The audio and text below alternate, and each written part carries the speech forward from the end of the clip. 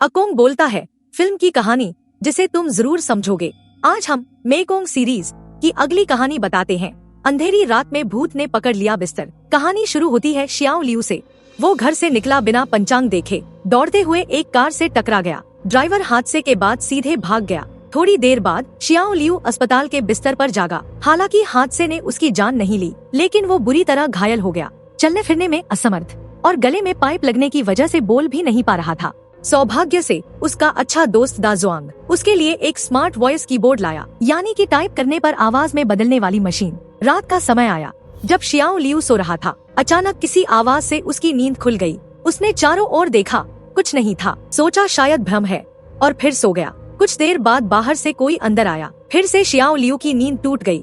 उसने डरते हुए चारों तरफ देखा, लेकिन फिर भी कुछ नहीं दिखा। उसे महसूस हुआ कि कोई उसे घूर रहा है। उसने कीबोर्ड पर टाइप किया, कोई है क्या, पर जवाब नहीं मिला। वो डरते हुए पूरी रात जागता रहा। सुबह होते ही उसने अपने दोस्त शियाओ पांग को रात की सारी बातें बताईं। शियाओ पांग ने नीचे बिस्तर और स्टोरेज रूम की जांच की, लेकिन कुछ अजीब नहीं मिला। उसने शियाओ लियू को समझाया कि शायद दवाइयों के साइड इफेक्ट से भ्रम हुआ होगा। थोड़ी देर बाद दा जुआंग अपनी बेटी शियाओ मेई के साथ उसे देखने आया। माँ को ठीक देखकर शियाओ लियू खुश हुआ। फिर दा जुआंग ने बेटी को बाहर भेजा, क्योंकि उसे शियाओ लियू से कुछ बातें करनी थी। बातों से पता चला कि शियाओ लियू अब वहाँ रहना नहीं चाहता था। वो रोज की तन्हाई और बोरियत से थक चुका था। वो घर जाना चाहता था और चाहता था कि दा जुआंग उसके साथ रहे, लेकिन दा जुआंग ने मना कर दिया। असल में शियाओ लियू को डर था कि दा जुआंग का फिर से अफेयर न हो जाए, क्योंकि पहले भी वो तलाकशुदा था और तब उसने अपनी पुरानी प्रेमिका से ज्यादा खूबसूरत शियाओ लियू को पाया था। इधर शियाओ मेई अस्पताल में घूम रही थी।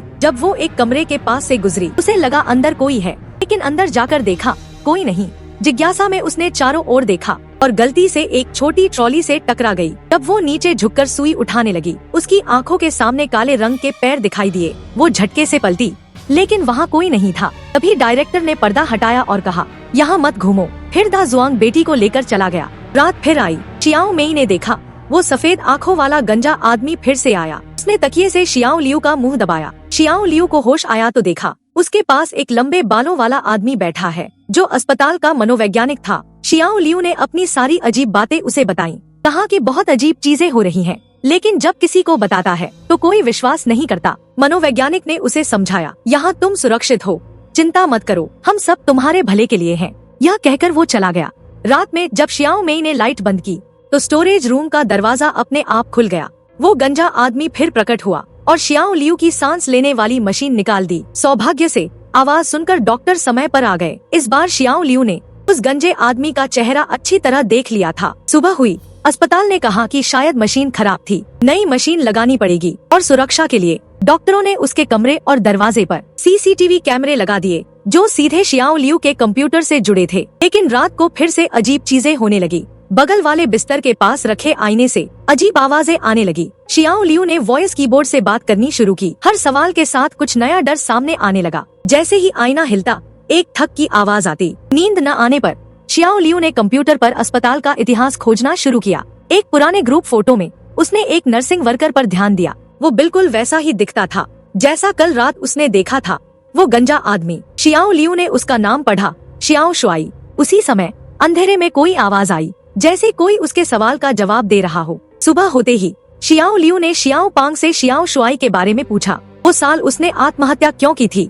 शियाओ पांग बोला, जब वो यहाँ काम करता था, मैं तो तब पैदा भी नहीं हुआ था, मुझे क्या पता। उसने सुझाव दिया कि शियाओ लियू मनोवैज्ञानिक लॉन्ग हेयर डॉक्टर से पूछे, तो यहाँ लंबे समय से है, जरूर जानता होगा। फिर शियाओ लियू ने लॉन्ग हेयर डॉक्टर से मुलाकात की और शियाओ शुआई के बारे में पूछा। डॉक्टर ने बताया, शियाओ शुआई बचपन से ही एक फॉस्टर फैमिली में पला। माता पिता उसके साथ बहुत हिंसक थे, जिससे उसका मन धीरे धीरे विकृत होता गया। वो खुद को नुकसान पहुंचाने लगा। 19 साल की उम्र में उसे मानसिक बीमारी के कारण अस्पताल भेजा गया, ताकि वो खुद को चोट न पहुंचाए। डॉक्टरों ने उसके नाखून काट दिए। इलाज के दौरान उसकी हालत में सुधार हुआ। धीरे धीरे वो ठीक हो गया। ठीक होने के बाद उसने यही काम करने की इच्छा जताई। कुछ सालों बाद अस्पताल ही उसका घर बन गया। वो खुद मरीजों की देखभाल करता और उनके नाखून काट कर संभाल कर रखता। इसलिए अस्पताल में लोग उसे नाखून वाला आदमी कहने लगे। 25 साल की उम्र में अस्पताल के मानसिक वार्ड में लड़कियां मर गयी। उसने सबसे पहले शक उसी नाखून वाले आदमी पर किया, क्योंकि उसके घर में उन लड़कियों के नाखून मिले, जहाँ तक उनके मारे जाने का कारण था। शियाओ शुआई ने कभी नहीं बताया। आखिर में उसने खुद फांसी लगा ली। लॉन्ग हेयर डॉक्टर का मानना था कि शियाओ शुआई ने उन्हें मुक्ति दी ताकि वो रोज मानसिक बीमारी के दर्द से न गुजरे। जल्दी मरेंगे तो जल्दी पुनर्जन्म पाएंगे। ये सुनकर शियाओ लियू को शक हुआ कि शियाओ शुआई ने शायद इसी कमरे में आत्महत्या की थी, लेकिन डॉक्टर ने कहा उसकी आत्मा अब शांत है। पुलिस ने भी उसे गलत नहीं ठहराया, वो तुम्हें सताने नहीं आएगा। पर ये कहानी सुनने के बाद शियाओ लियू और भी बेचैन हो गया। मन हल्का करने के लिए उसने बेटी शियाओ मेई को कॉल किया, लेकिन स्क्रीन पर एक अनजान औरत दिखी। उसे देखकर शियाओ लियू का दिल डूब गया। वो औरत बोली, मैं दा जुआंग की सहकर्मी हूँ, मदद करने आई हूँ। लेकिन शियाओ लियू को उसमें धोखे की झलक महसूस हुई। रात हुई, कमरे से फिर अजीब आवाजें आने लगी। वो स्टोरेज रूम जो व्हील चेयर से ढका था धीरे धीरे खुद खुलने लगा। वो आदमी फिर दिखाई दिया, शियाओ लियू की तरफ बढ़ता हुआ। वो डर से कांप उठा, भागना चाहता था। छोटी बहन इतनी डर गई कि वह सीधे बाहर भाग गई। जब बाकी लोग पहुँचे तो बूढ़ी औरत पहले ही दम तोड़ चुकी थी। अगले दिन छोटी बहन ने शियाओ पांग से कहा कि वह स्टोरेज रूम का दरवाजा सोने से सील कर दे और मदद मांगने के लिए कहे, क्योंकि वह घर जाना चाहती थी। लेकिन शियाओ पांग सिर्फ एक देखभाल कर्मचारी था, उसका कोई अधिकार नहीं था। और दा जुआंग भी शियाओ लियू को घर जाने की अनुमति नहीं दे रहा था। बाद में शायद स्थिति की गंभीरता को महसूस करते हुए शियाओ पांग डायरेक्टर के पास गया और पूरी स्थिति बताई। लेकिन डायरेक्टर उस पुराने मामले को फिर से उठाना नहीं चाहता था, इसलिए उसने शियाओ पांग को चेतावनी दी कि दूसरों में दखल मत दो और अपने काम पर ध्यान दो। शियाओ लियू की तरफ लौटे। उसने ठान लिया कि वह अपनी सेहत सुधारना शुरू करेगा। उसने सांस लेने वाली मशीन हटा दी और खुद सांस लेने लगा। वह पुलअप करने बैठ गया, एक तरफ ताकि जल्दी अस्पताल से बाहर निकले, दूसरी तरफ ताकि नाखून वाला आदमी से लड़ सके। तो ऐसा कहा, आगे देखकर पता चलेगा। रात हुई, शियाओ लियू अपनी डायरी लिख रहा था और खुद को प्रोत्साहित कर रहा था, अगर मैं कार हादसे से बच सकता हूँ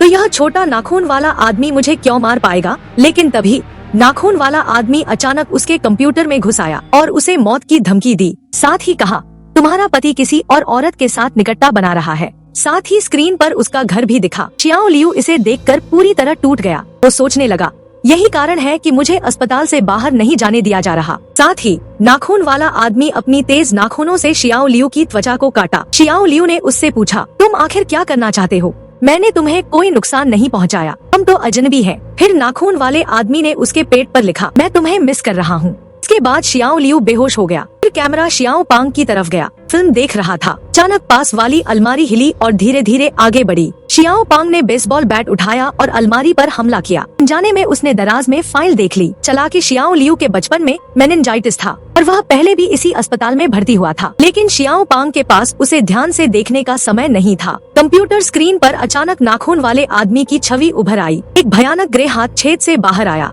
नाखून वाला आदमी बाहर निकल आया, लेकिन जब शियाओ पांग पलटा तो वहाँ कुछ भी नहीं था। फिर उसने कंप्यूटर स्क्रीन को फिर से देखा। नाखून वाला आदमी धीरे धीरे उसकी ओर बढ़ रहा था। शियाओ लियू के पैर घायल होने की खबर सुनकर दा जुआंग तुरंत वहां पहुंच गया। डायरेक्टर की बातों से प्रभावित होकर दा जुआंग को लगा कि यह सब शियाओ पांग ने किया है, लेकिन शियाओ लियू ने कई बार इनकार किया कि उसने ऐसा नहीं किया। दोनों में इस बात पर बहस हो गई। इसी बीच शियाओ मेई और वह औरत भी वहाँ पहुँच गयी। डायरेक्टर फोन पर बात कर रहा था, तभी पास से कोई आवाज आई। जैसे ही बहस और तेज हुई, शियाओ लियू सीधे बोल दिया, दा जुआंग और वह औरत मिलकर कुछ कर रहे हैं। वह औरत तुरंत वहाँ से चली गई। बहस जारी रही। इसी समय अस्पताल में अचानक बिजली चली गई। दा जुआंग ने शियाओ मेई को शियाओ लियू के पास रहने को कहा और खुद जाकर देखा कि क्या हुआ।